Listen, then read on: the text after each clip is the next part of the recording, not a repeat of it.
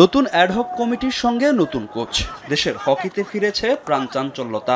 একটা সময় ক্রিকেট ফুটবলের পরই অবস্থান ছিল হকির, তবে নিয়মিত লিগ আর আন্তর্জাতিক কোনো সাফল্য না থাকায় সেই স্থান হারিয়েছে এক সময়কার জনপ্রিয় এই খেলাটি। দায়িত্ব নিয়ে হকির হারানো জৌলুস ফেরানোর প্রতিশ্রুতি দিয়েছেন ফেডারেশনের নতুন অ্যাডহক কমিটির সাধারণ সম্পাদক ইশতিয়াক সাদেক। একটা সময় বাবা কিংবদন্তি হকি খেলোয়াড় আব্দুস সাদেকের হাত ধরে বহুবার মৌলানা ভাসানী স্টেডিয়ামে এসেছিলেন তিনি। হকির নারী নক্ষত্র সবই জানা তার।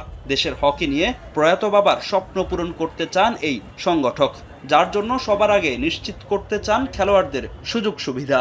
আমি চেষ্টা করছি যে খেলোয়াড়দের যত ধরনের ফ্যাসিলিটি বাড়ানো যায়। ওদের খেলোয়াড়রাই আমাদের মেইন অ্যাসেট। সো ওদের থাকা খাওয়া, ওদের জিম, ওদের প্র্যাকটিস ফ্যাসিলিটি আমরা ইমপ্রুভ করতে পারি। It will take some time, but we are trying. যতটা আমি বেশি ক্রিকেটে ইনভলভ, তার থেকে অনেক বেশি আমি হকি মাঠে ছোটোবেলা থেকেই গিয়েছি।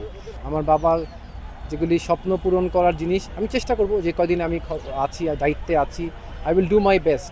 জাতীয় দল নিয়ে দীর্ঘমেয়াদী পরিকল্পনা আছে নতুন কমিটির। মূলত হকি দলকে ইউরোপিয়ান মানের গড়ে তুলতে পিটার গেরহার্ডকে পুনরায় নিয়োগ দিয়েছে ফেডারেশন। দেশের হকি খেলোয়াড়রা যাতে নিয়মিত ইউরোপে লিগ খেলতে পারে, সেই পরিকল্পনাও হাতে নিয়েছে বর্তমান অ্যাডহক কমিটি। আমাদের এখানকার অনেকগুলি প্লেয়ারই কিন্তু জার্মানিতে লিগ খেলে বা ইউরোপে লিগ খেলে। সো ইন ফিউচার যেন অ্যাটলিস্ট 40-50টা প্লেয়ার রেগুলার বেসিসে ইউরোপে খেলতে পারে, সেটাও আমাদের একটা প্ল্যানের মধ্যে অন্তর্ভুক্ত আছে। জাতীয় দলের ক্যাম্প ও আন্তর্জাতিক প্রস্তুতির পাশাপাশি দ্রুত ঘরোয়া লিগ চালু করতে চায় ফেডারেশন, যার জন্য দ্রুতই গঠন করা হবে লিগ কমিটি। সেপ্টেম্বরের শুরুতেই প্রথম বিভাগ হকি লিগ মাঠে গড়াতে চায় বর্তমান অ্যাডহক কমিটি।